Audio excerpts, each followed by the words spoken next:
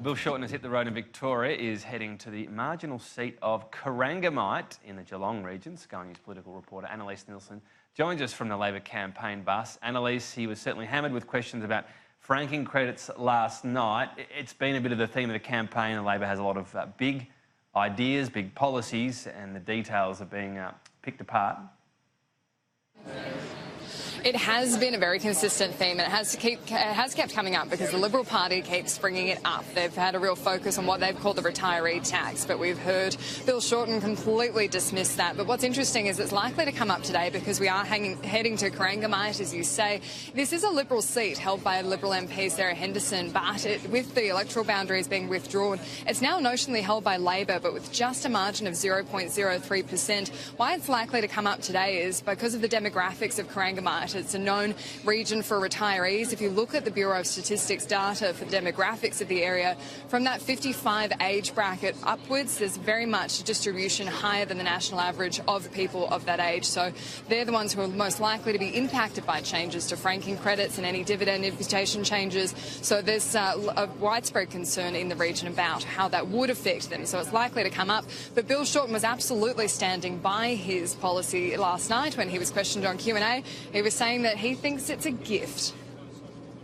No, it's not a generational square-up. But the fact is that in Australia, if you have a lot of capital, you're taxed far more lightly than if you make your money from income. Specifically, if you have a lot of property and assets, you're doing quite well since the GFC. But if you don't, then you're falling behind. And Annalise, the Labor leader having to fend off, well, it might feel quite personal, this question. Concerns about his personal popularity during this campaign. He has had to for quite some time, and it's because that news polling consistently has him behind Scott Morrison as the preferred leader, and he has been behind with other leaders as well. And so it has been a consistent issue for Bill Shorten, but he has brushed it aside. He's been confident in saying that he's part of a stronger team, and it is traditionally something where the opposition leader would be further behind than the sitting Prime Minister in that popularity point. And so he wasn't taking any gruff about it last night. He was asked a pretty blunt question from the audience at Q&A about why he is so unpopular. He turned it right back around on the Liberal Party. I remember the headlines. Tony Abbott going to be there for 3 terms. Well, I outlasted him. Then Malcolm Turnbull, the Sun King. In some journalists, it was the end of the two-party state. It was like Louis XIV reincarnated, courtesy of Point Piper.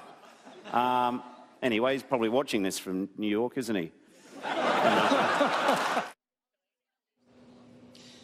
The criticism that's been thrown his way is about his over-reliance on his team. That's what the coalition has been saying. But Bill Shorten's been saying that's his strength, that he's confident in his shadow cabinet and he's confident that he has the right team to go forward with him. It was a very prominent feature at the Labor campaign launch in Brisbane at the weekend. And we've also heard Anthony Albanese from the Labor Party also saying that he thinks it's an absolute strength of Bill Shorten's as well, and wasn't making any criticisms about his personal popularity. Well, that's not my experience when I've travelled with Bill. He's very engaging. He talked with people yesterday at the Nepean Hospital, and the fact is that when you are opposition leader, sometimes it's a difficult job. But we have been ahead in every poll for a number of years now, including both the major polls that were published this week. So Chum was sure to see his popularity on the road when we hit the ground in Corangamite. We still don't have much detail about exactly what we're doing, but we do know there will be 2 different events today. We'll have all the details for you as it happens.